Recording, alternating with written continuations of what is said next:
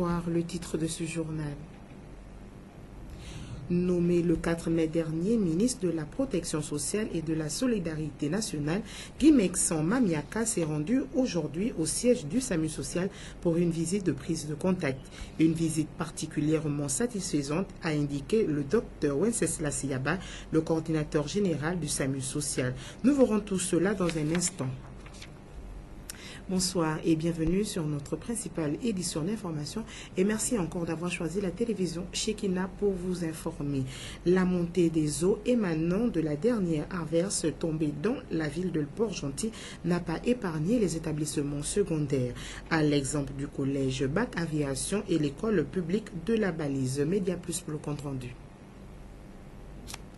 Les pluies qui s'abattent dans la ville de Port-Gentil ces derniers jours ne laissent aucune partie indifférente face aux catastrophes, lesquelles les plus connues ici sont les inondations dans les quartiers. Les milieux scolaires étant les plus sensibles, sinon les plus touchés aujourd'hui par ce phénomène.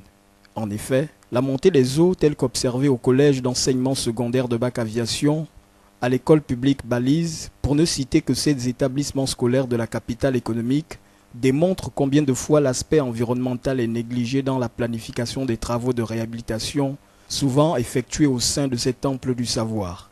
Ces jeunes apprenants, tout comme leurs enseignants et membres administratifs, sont exposés aux risques divers. Quand bien même, certains, une fois au contact de ces eaux usées, peuvent s'attraper des maladies endémiques.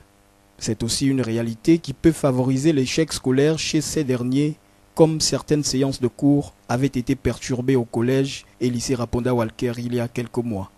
C'est donc un milieu sensible auquel les jeunes Gabonais sont initiés aux enseignements en vue de se trouver une place plus tard dans le monde du travail, encore mieux dans la société. Mais pour que ces rêves s'accomplissent, il va falloir leur garantir une sécurité environnementale. On parle d'aménagement du territoire au quartier Batanda. Ce quartier, comparé en majorité de pêcheurs, regorge d'habitants d'un autre âge. Média Plus. Nous sommes au quartier Matanda, principalement dans la zone appelée Lip, une zone très réputée pour la pratique de la pêche artisanale. Malgré les difficultés auxquelles sont exposés les pratiquants de cette activité très prisée par les Ouest-Africains, la pêche nourrit bel et bien son homme.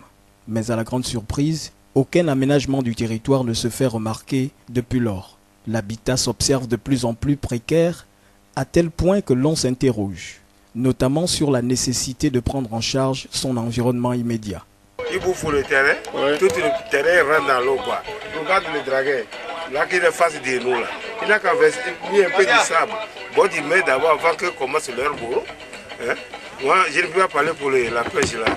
On a parlé ça fatigué. Je vais parler pour le terrain quoi. Pour les gens draguent un peu le sable au bord de la mer un peu. On a qu'à quand même pour travailler un peu quoi. Toi-même tu vois un peu non?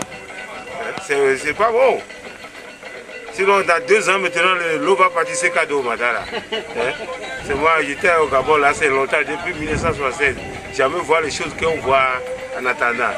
Hormis les constructions anarchiques qui s'étendent sur cet espace et qui malheureusement continuent de passer inaperçues pour les instances compétentes, ce sont les déchets ménagers qui encombrent aussi bien le long de ces côtes que le périmètre de ces habitations.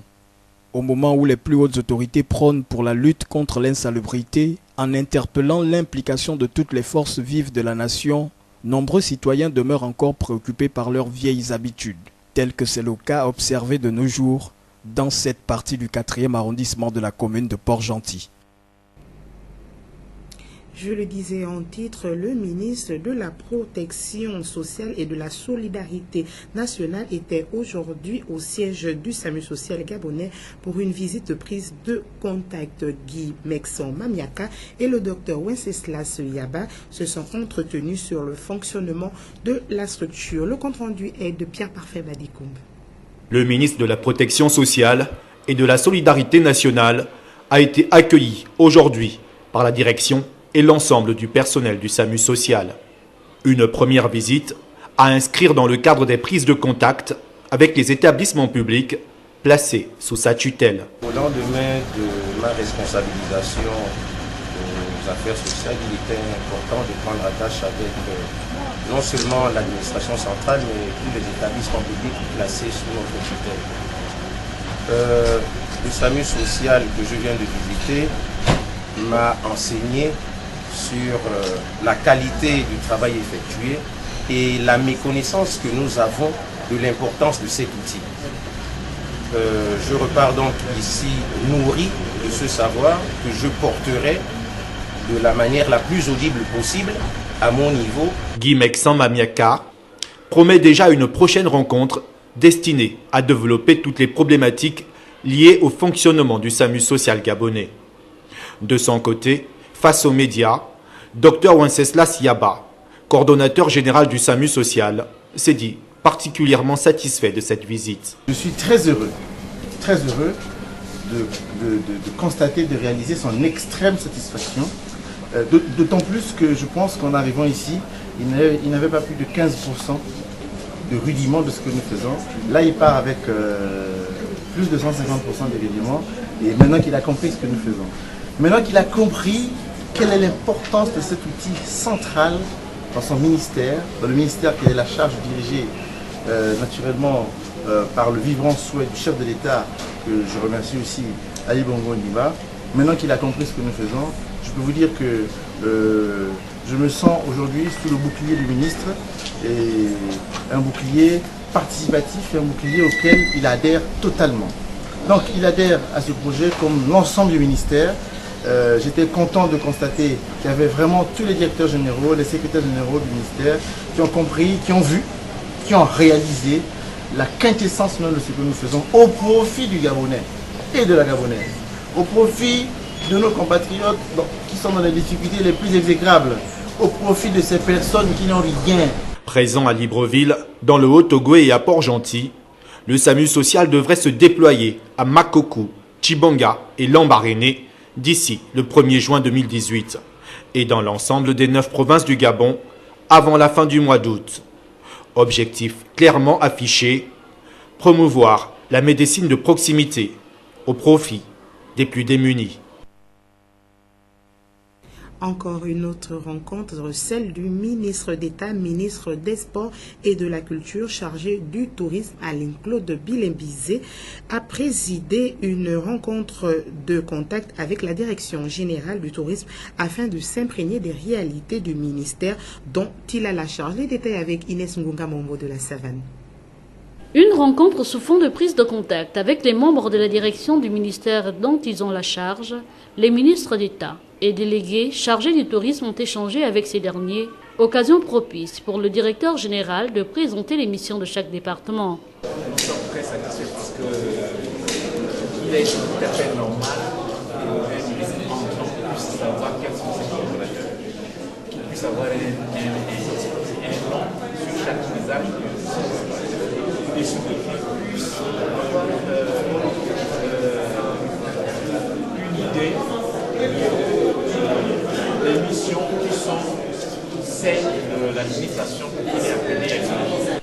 Le tourisme est un domaine qui devrait être davantage exploité pour pallier à la crise économique que connaît le pays. Pour l'heure, les responsables disent ménager aucun effort afin que ce secteur potentiel source de revenus financiers connaisse une croissance exponentielle, d'où le travail abattu sur le terrain. Donc voilà, après l'État, je vous dis que le tourisme est déjà développé qui sera plus tranquille. Mais nous sommes en train de créer des sortes à travers une stratégie qu'on va mettre en place, à travers la loi qui est dans les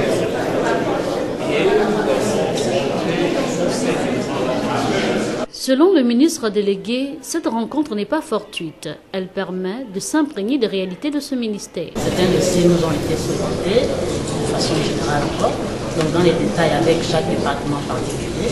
Nous verrons dans les prochaines nouvelles aussi le département social. Les agents du ministère du Tourisme ont désormais les yeux rivés vers la nouvelle équipe dirigeante. Un focus dans ce journal où l'entrée au gouvernement de 3 personnalités de l'opposition gabonaise occasionne des vives réactions.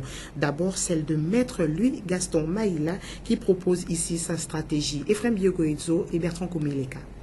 Le paysage politique gabonais, du moins celui de l'opposition gabonaise, est du plomb dans l'aile. En ce moment, depuis les entrées au gouvernement de Jean de Dieu Moukani Ouangou, David Badinga et Michel Mengamesonu, figure de proue de cette opposition gabonaise, Maître Louis Gaston Maïla, de son côté, fustige le mode d'entrée en fonction de ses ministres, lequel vise à conforter davantage le camp présidentiel. Ça, ce qui vient d'être constitué là, c'est un gouvernement transitoire, mais issu de la seule volonté du chef de l'État, et fait en sorte pour que les membres de l'opposition qui sont allés soient gênés aux entournures. Parce que si ces messieurs-là étaient rentrés au gouvernement, après une concertation nationale, mais c'était autre qui rentrait, parce que le pays les appelle. Or là, ils s'en vont conforter la dérive monarchique, où le président de la République reçoit le serment, et comme il recevra le serment de l'Assemblée qui sera élu, moi, je n'ai rien contre personne. Mais la dérive monarchique, je ne suis pas d'accord. La dissolution du gouvernement et du Parlement par la Cour constitutionnelle aurait pu aboutir à un dialogue commun aux fins de définir une orientation pour le pays, réunissant d'une part la majorité et l'opposition gabonaise, mais hélas, l'on est retombé dans les mêmes travers qui jusqu'à présent paralysent l'économie du pays. Aucun secteur d'activité n'est épargné, les mouvements sociaux se comptent par centaines, la nation tricolore entière bouillonne au rythme des grèves. Ce pays ne marchera, je regarde bien, je prophétise que le jour où le président de la République, tous les gars de l'opposition diront « Écoutez, on fait table rase, on répare ensemble, on balaye la maison, chacun dit ce qu'il a à dire ». C'est seulement en ce moment-là que nous pouvons ensemble rechercher les voies et moyens d'orienter le pays vers un développement harmonieux. C'est seulement en ce moment-là que l'extérieur qui nous regarde dira « les Gabonais, franchement, ils ont compris, tel n'est pas plus mauvais qu'un autre ». Parce que le problème, ce n'est pas une affaire d'homme. Les ministres qui rentrent là sont aussi compétents que ceux qui sont sortis. Mais ils ne sont pas dans des conditions pour prendre à bras le corps le problème du pays. Ce gouvernement qui est sorti il n'y a pas longtemps qu'on l'a nommé, ils ont résolu quoi le problème? L'enseignement supérieur, c'est là. La justice, c'est là. Tout est toujours arrêté. Ils ont arrêté quelle grève? Pas du tout. Mais ils ne sont pas en état de le faire parce qu'ils sont nommés dans des conditions où ils sont censés aller là-bas pour leur compte. À l'heure actuelle, rien ne garantit les bonnes performances de ces appelés au sein du dit gouvernement. Mais une chose est peut-être sûre, nul n'est à l'abri des chamboulements qui peuvent intervenir à tout moment. Michel Menga, c'est quelqu'un que je connais très bien. C'est quelqu'un de compétent. Mais dans les conditions là, j'aimerais voir. Regardons comment il va faire pour résoudre les problèmes de la nation. Moukani Ouangou, bon Dieu, c'est un petit frère, très compétent. Mais on va voir, nommé dans ces conditions-là, comment ils peuvent prendre à bras le corps les problèmes du pays. David Mbadinga était à côté de moi quand j'ai lancé la réconciliation nationale. C'est un cadre très compétent.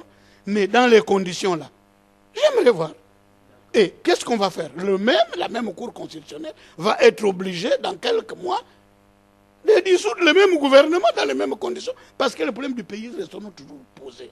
Les élections, on ne peut pas les organiser dans les conditions actuelles. Et comme on le fait, on l'a dit, on l'a démontré, les événements nous donnent raison. On va organiser les élections avec quoi? Et pour faire quelle assemblée? L'assemblée qui va sortir, je peux déjà vous dire qui sera député. Tous ceux qui auront l'onction du roi. Bon, alors, cette assemblée-là, vous voulez qu'elle fasse quoi? Elle va être contestée, nous allons aller encore dans d'autres contestations pour ajouter ce que nous avons déjà dit sur l'élection présidentielle, sur lequel je ne reviens pas. Ce qui s'est passé, c'est passé. Mais reconnaissons que toutes les élections organisées dans ces conditions-là amèneront les mêmes contestations, les mêmes poursuites. Donc, la Cour, si elle estime qu'elle a fait son travail, moi je dis non. Elle aurait dû s'arrêter à son éclairage. Elle aurait dû s'arrêter à des recommandations. Et c'est le président de la République et le seul, un, habilité à dissoudre l'Assemblée, un, à révoquer le gouvernement, trois, on n'a jamais vu dans un pays comme c'est lequel, où le Sénat, issu des élus locaux, remplace l'Assemblée nationale, élue au suffrage universel direct. Voilà ce que je pense. Bon, L'actualité hors de nos frontières, le ministre français de l'économie et des finances Bruno Le Maire a appelé vendredi les pays de l'Union européenne à se doter d'instruments efficaces afin de protéger leurs entreprises face à la menace des sanctions américaines en Iran. Presse internationale. Quelques jours de réflexion. Airbus devra ensuite dire si oui ou non il poursuit sa collaboration avec Iran Air. La compagnie nationale iranienne lui avait passé commande d'appareils pour 17 milliards et demi d'euros et pour plus de 14 milliards à Boeing. Les commandes que l'Iran a déjà passées à Boeing vont être affectées. La deuxième chose, que va-t-il se passer avec les commandes passées à Airbus ? Si le constructeur américain a d'ores et déjà annoncé que l'annulation de ses contrats n'affectera pas sa production de 737, le choix est plus difficile à faire pour Airbus. L'avionneur européen prendra-t-il le risque de se voir infliger des sanctions américaines ? Il peut en tout cas compter sur l'appui du pouvoir politique français pour tenter de les éviter. J'ai eu un premier contact avec le ministre des Finances américain, le secrétaire au Trésor Steve Mnuchin, avant-hier pour lui demander des décisions très concrètes, soit des exemptions pour les entreprises françaises qui sont aujourd'hui installées en Iran, soit des délais de mise en œuvre des décisions américaines plus longs, et en troisième lieu, l'application de clauses dites de grand-père. À partir du moment où il y a des contrats qui ont été conclus alors que l'accord s'appliquait, en toute légalité, en toute bonne foi, ces contrats devraient pouvoir continuer à s'appliquer. C'est notamment le cas de Total qui a signé en juillet dernier un contrat de plus de 4 milliards d'euros pour développer le plus grand champ gazier du monde, en partie sur le territoire iranien.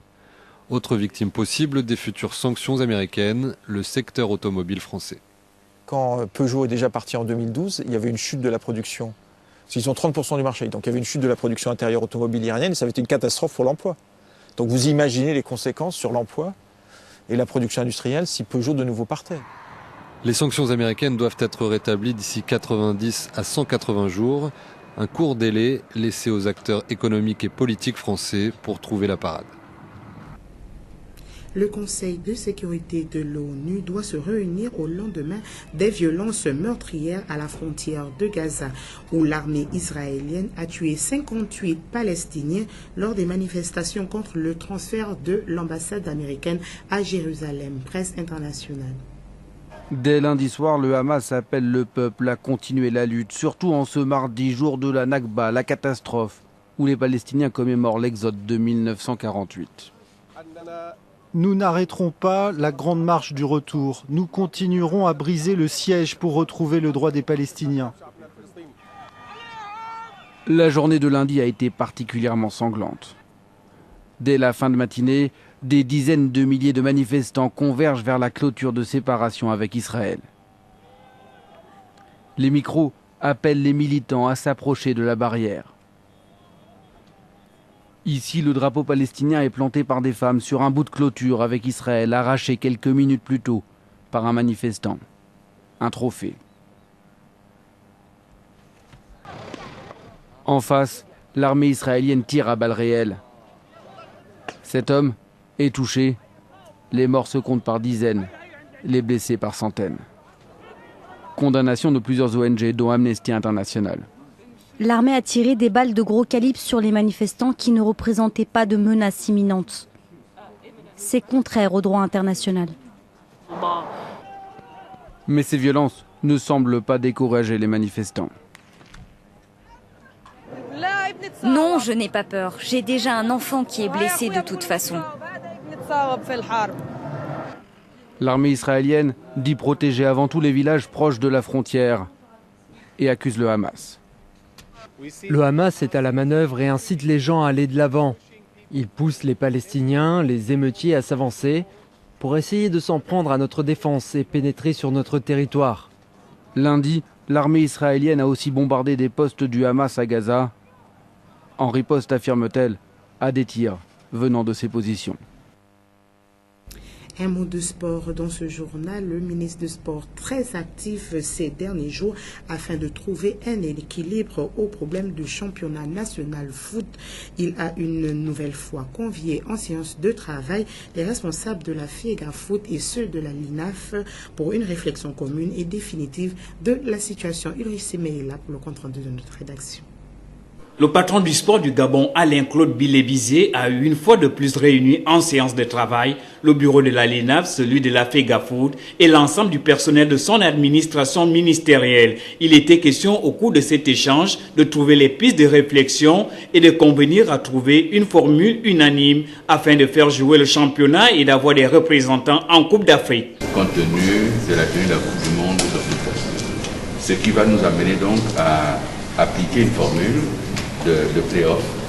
Nous avons donc demandé au responsable à l'INAF de formaliser son offre, de rédiger le règlement intérieur à ce play-off et de nous le faire parvenir, Madame le délégué et moi-même, de sorte que nous puissions le transférer au gouvernement et qu'on dégage dans ces conditions-là les moyens suffisants pour tenir ce play-off qui servira donc de championnat pour désigner les deux meilleurs qui vont donc représenter le Gabon aux compétitions africaines. Le ministre n'a pas manqué de s'exprimer sur la situation qui prévaut entre le Gabon et l'UNIFAC, notamment la décision prise par la Fédération gabonaise de football de quitter cette organisation qui réunit tous les pays de la zone CEMAC. C'est un dossier que je n'ai pas encore sur la table, je l'ai lu dans la presse, j'attends d'avoir les éléments de ce dossier pour y répondre sereinement. Les clubs gabonais du National Foot qui sont privés de compétition depuis février pourront retrouver les terrains de jeu en espérant que cette décision prise leur soit consentie. Mamadou Sakho, international français et sociétaire de Crystal Palace D1 anglaise, a échangé ce matin avec le ministre délégué au sport. Il a apporté avec lui un important don de travail sportif et de denrées alimentaires qu'il offrira aux jeunes défavorisés de Libreville. Mosconi-Ngonumba. Redonner espoir aux jeunes des quartiers défavorisés en leur apportant un soutien matériel et moral.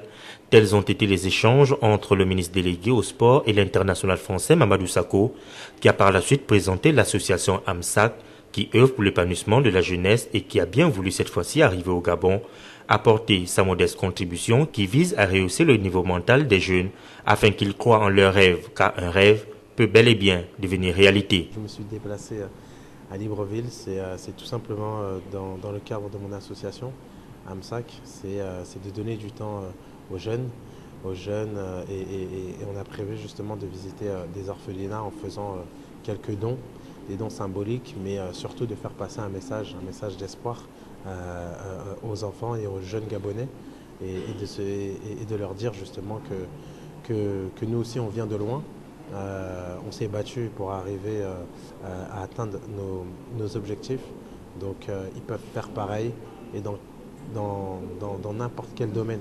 Qui jouent au foot ou que ce soit des enfants défavorisés, le but c'est de leur faire passer un message d'espoir. Une rencontre riche en perspectives a indiqué Laetitia Diwekou, ministre déléguée au sport. Elle a par ailleurs salué ce genre d'initiative qui devrait encourager de nombreux sportifs gabonais dans le but d'apporter aux jeunes défavorisés des encouragements mais surtout leur redonner également espoir. Une deuxième phase qui se poursuivra du côté de l'orphelinat SOS Moana, suivie d'une rencontre de football qui se jouera au stade de Bellevue 2 à laquelle prendra part Mamadou Sakho et les jeunes défavorisés de Libreville. L'association Citoyens Vigilants était en activité à la plage du lycée national Léomba à travers un camp de jeux éducatifs, culturels et sportifs pour enfants initiés par un des membres de cette structure associative, l'ancien international gabonais Juste Parfendon. Nous repartons avec Ulrich Simaela. L'ancien international gabonais Gispar Fendo, membre de l'association Citoyens Vigilants, avait réuni à la plage du lycée national Léomba les enfants de l'orphelinat Arc-en-Ciel et ceux de son centre de formation, jardin de football et de plusieurs parents des enfants. L'objectif pour Parfendo est de préparer l'enfant par l'activité sportive en lui indiquant une éducation qui fera de lui un citoyen noble. La journée sportive, c'est quand même, si vous voulez, je préfère personnellement moi avoir mon enfant dans des activités sportives, dans des différentes activités. Parce que faut pas penser juste parce que j'étais footballeur que l'enfant doit faire du football. Mais les activités sportives, c'est juste parce que beaucoup des parents aujourd'hui pensent que l'enfant ne doit faire que l'école. Il n'y a que l'école qui compte, rien d'autre. Non, c'est pas vrai. L'enfant, plus un enfant fait des activités sportives, plus il est occupé, plus ça lui évite beaucoup de mauvaises fréquentations ou des mauvaises choses. Donc on sait très bien comment ça se passe aujourd'hui dans la société. Voilà pourquoi on a essayé de varier. Là, c'est des activités sportives. Là, tout à l'heure, on va passer en prenant des ateliers éducatifs. Donc on fait un peu de tout en 3 heures de temps. L'association Citoyens Vigilants, créée il y a un peu plus d'une année, a pour but de lutter contre les inégalités sociales et promouvoir la réinsertion sociale à travers des actions éducatives et culturelles. C'est sur cette page de sport que se referme notre journal. Merci encore de nous avoir reçus chez vous. Bonne fin de soirée. Surtout, gardez le sourire.